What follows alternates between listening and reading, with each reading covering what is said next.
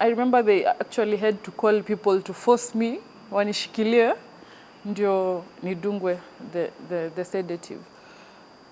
So they injected me, but still I was supposed to sleep almost immediately, but apparently I didn't sleep because in my mind I didn't want to sleep. I didn't want the meds to work because I knew if I sleep, I die. So I was so paranoid. So again, I didn't sleep. I was so sleepy. I'm feeling sleepy, but I'm fighting it. So it was really a hard, tough battle. I realized it's genetic, especially after I took a psychology minor in Daystar.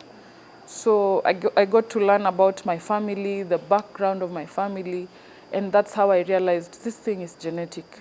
And it's me who has got the genes from my grandmother. So that's how I got to understand it later.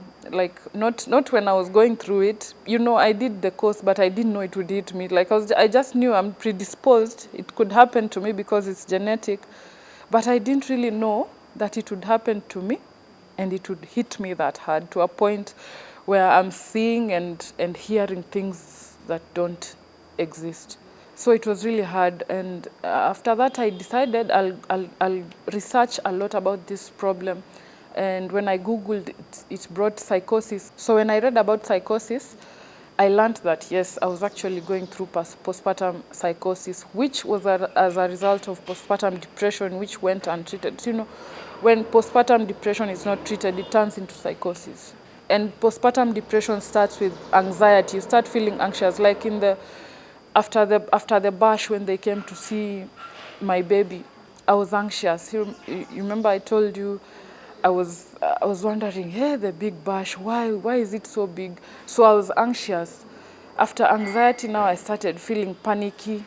I started having panic attacks, and that's how it led into depression and psychosis. And so it came twice, in April and sometime in August.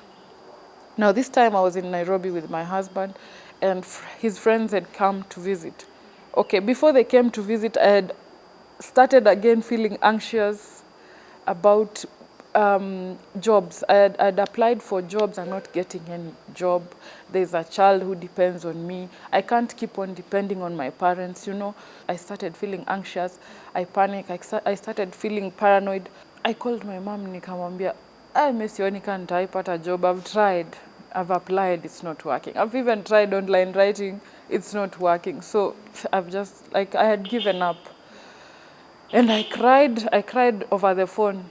And my mom just said, you know what, just come home. Yeah, she's just the best. So before I went home, I had already started hallucinating again. I started feeling delusional. So I didn't even want to leave the house. You know, I'm supposed to go home, back to Kericho, to my mom. But I'm feeling paranoid. I'm feeling that people will kill me when I get out because I'm a bad person, I'm a bad mother, I'm terrible at this. I mean, it wasn't even meant for me, motherhood, that is. So again, I didn't shower for days. I refused to shower. I didn't go, I didn't sleep. I didn't sleep for days. I couldn't change my child's diaper. So they took me home by force because I even didn't want to get into the car. They brought a taxi all the way to where we were living, but I didn't want to get into the car. I thought that car was good. Like, I started imagining now it's a hearse and they're going to maybe kill me somewhere on the way.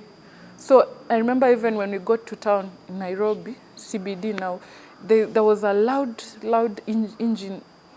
The Subaru cars, you know how they blow. So I was shocked. I thought it was now a gun. A gun, they wanted to shoot me. I was really paranoid and hallucinating. So I could hear people say, you are not good. You're not a good person. People would pass and I'm imagining they're telling me, you're going to die. And nobody was telling me that. But in my mind, all those people in town, I felt like they all wanted me to die, and they had set up a place for me to be taken now with the car that came, and then I was going to be killed somewhere. When we traveled, I didn't even carry my child. My cousin who traveled with me carried her the whole time.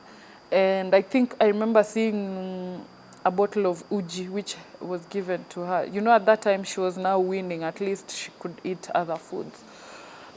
solid foods and you know, uji and all that.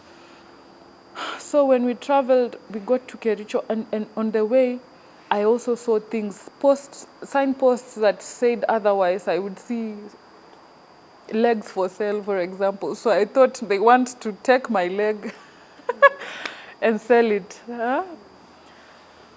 It was really hard. It was really hard. A lot of thoughts going through my mind. I remember at a stopover in Nakuru, I didn't want to alight from the car because I thought if I alight, I'm dying. My husband must have been going through a rough time because he was probably didn't understand what's going on. Like, he was there for me throughout. Like, he didn't even at one point decide that he wants to leave me or anything of that sort. He was there with me through it all, and I'm so grateful for him. So, yeah, it was a rough time for him. It must have been a really tough time because he didn't, you know, not everybody is aware of mental health, like mental illness. Personally, I wasn't even aware what I'm going through. So you can imagine people around me, they don't know exactly what's bothering me.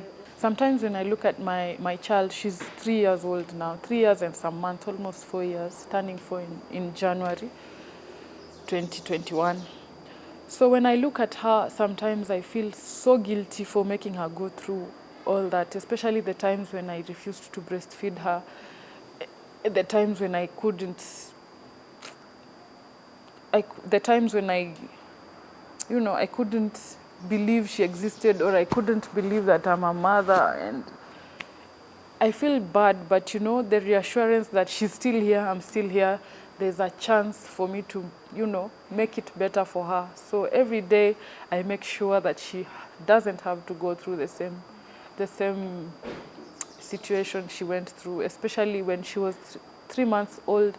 You know, I refused to breastfeed her, and they had to give her cow's milk, and you know, it's not really good for us at such a tiny baby. So I really feel guilty sometimes, but God's grace.